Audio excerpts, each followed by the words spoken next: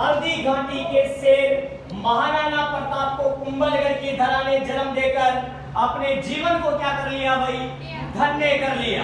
साथियों ध्यान रखना चाहिए, आज ही के दिन प्रातः सूर्योदय से पहले कुंभलगढ़ की पावन धरा पर कठारगढ़ के बादलमल के जनाना कक्ष की जूनी कचहरी में रानी जयवंताबाई के गर्भ से एक शेर ने जन्म लिया, जिसने पूरे राजस्थान में अपने स्वाभिमान के लिए और क्या कर दिया भाई, अपना परचम पहरा दिया और मुगल बादशाह अकबर को उसने घुटनों पर टेक दिया।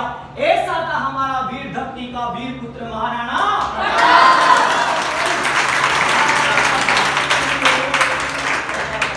हल्दी घाटी के मैदान में जिसने अपना परचम दिखाया, क्या दिखाया सर? परचम दिखाया, और परचम तो इतना भयंकर दिखाया कि देखने वाले देख के रह गए। और जब राणा प्रताप चढ़कर आया अपने चेतक पर, तो रोकने के लिए आया कौन? बहलोल खां।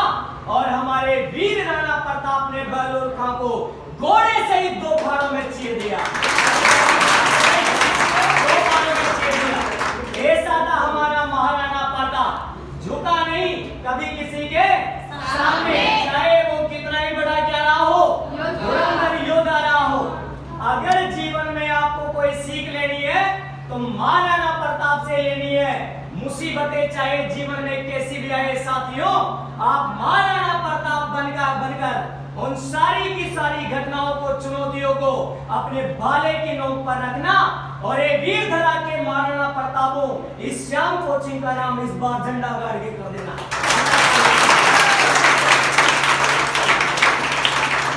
महाराणा प्रताप से आपको क्या सीख मिलती है भाई?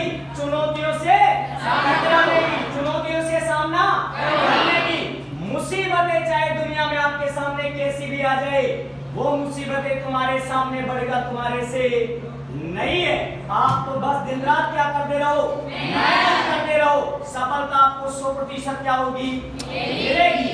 कहते हैं कि महाराणा प्रताप जब बार बार जंगल में भटक रहे थे, तो एक बार जाकर उन्होंने कहते हैं पत्र लिख दिया। मैं भयभीत हो गया, परेशान हूँ धीरे धीरे में, इसलिए मैं अकबर से क्या कर लेता हूँ, समझौता कर लेता हूँ।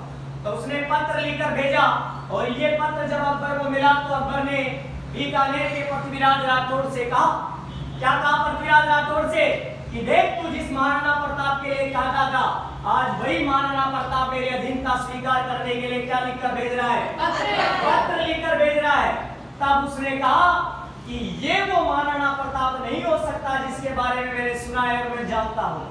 मैं एक बार क्लियर करना चाहता हूँ, इस तथ्य की जांच करना चाहता हूँ कि ये पत्र जिस महाराणा प्रताप का है, क्या वो महाराणा प्रताप वास्तव में इस पत्र को लिखकर भेजता है क्या? तो अकबर ने कहा कि जांच कर लीजिए।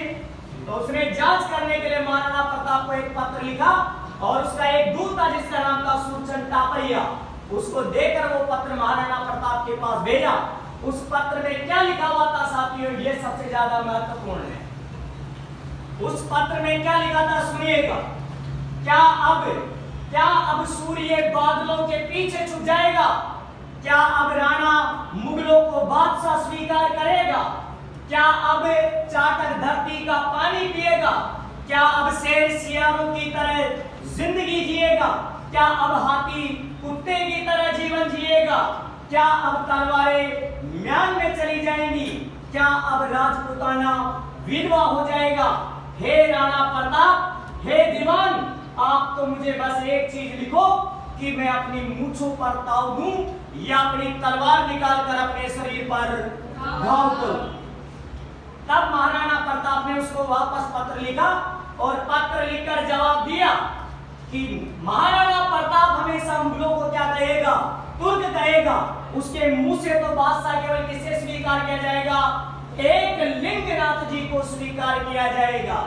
बादलों में इतनी औकात नहीं कि वो सूर्य को रोक सके, शेर की मार सह सके, ऐसे सियार ने अब तक जन्म नहीं लिया और हाथी कुत्ते की तरह जीवन जिए, ऐसी कहानी अभी तक राणा प्रताप ने सुनी नहीं। राणा की तलवार कभी भी म्यान में नहीं सोएगी, राणा के होते राजपुताना विधवा नहीं हो सकता।